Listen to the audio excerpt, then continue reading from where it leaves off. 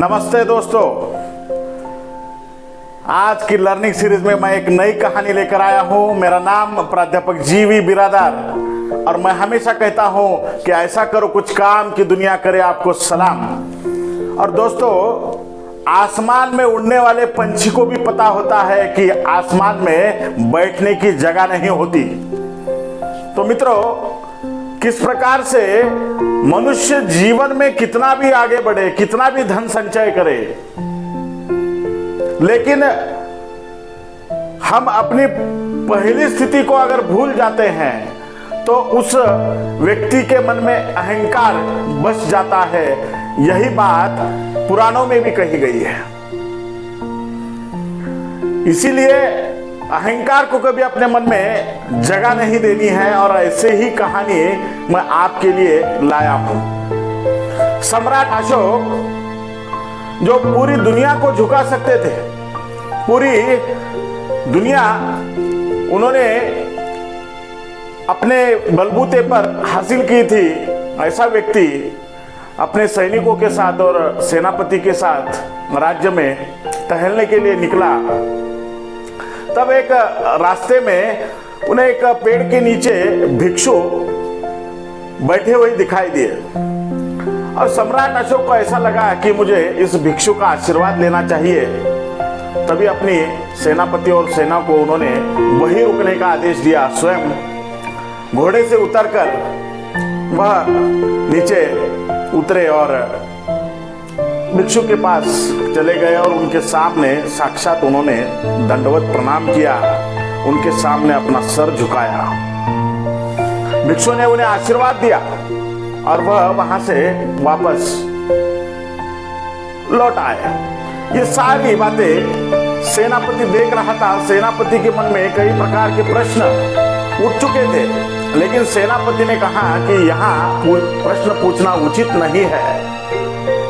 और फिर सम्राट अशोक अपने सेनापति और सेना के साथ घूम फिर कर फिर अपने राज दरबार में आए। तब सेनापति ने अकेले में उनसे पूछा कि हे सम्राट, आप पूरी दुनिया झुका सकते हैं, लेकिन अपना सिर उस भिक्षु के सामने क्यों झुकाया? यह बात सुनकर उन्हें सेनापति को अनसुना किया। हंसकर वह चले गए। दूसरे दिन जब दरबार लगा, सेनापति को बुलाया गया और स्वयं सम्राट अशोक ने कहा कि ये लो, यह एक थैला है और इस थैले में 4 चीजें हैं और इस चीज को आपको क्या करना है? बेचना है। और 4 चीजों में से एक भी चीज वापस नहीं लानी है। सेनापति सम्राट अशोक का जो आदेश था उन्होंने स्वीकार कर लिया और वह थैला लेकर राज दरबार से बाहर निकले। और उन्होंने देखा तो उस थैले में एक घोड़े का सिर, दूसरा भैंसे का सिर, तीसरा बकरी का सिर और चौथा मनुष्य का सिर था। फिर वह बाजार गए। कई व्यापारियों से उन्होंने बातचीत की।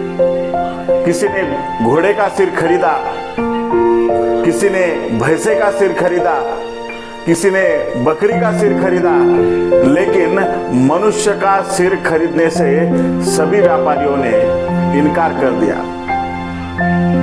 शाम हो गई, लेकिन मनुष्य का सिर बिका नहीं। वैसे ही थैला लेकर वह सम्राट अशोक के पास सेनापति आ गए और उन्होंने कहा कि सम्राट जी, 3 सिर बिक गए, लेकिन इंसान का सिर कोई खरीदना नहीं चाहता। फिर सम्राट अशोक ने कहा कि फिर दूसरे दिन आप बाजार जाइए, फिर कोशिश कीजिए। फिर सेनापति उनके आदेशानुसार दूसरे दिन और बाजार गए और कई व्यापारियों से उन्होंने कहा कि सिर खरीदो, लेकिन किसी व्यापारी ने सिर खरीदने से मना कर दिया। किसी व्यापारी ने नहीं खरीदा और सभी ने कहा कि यह सिर अगर हम खरीदेंगे तो हमने ही इसकी हत्या की है, ऐसा सभी लोगों को प्रतीत होगा, इसलिए हम ये सिर जो है वह खरीदेंगे नहीं। फिर सेनापति फिर वापस सम्राट अशोक के पास आ गए और सम्राट से कहा कि यह सिर कोई खरीदना ही नहीं चाहता।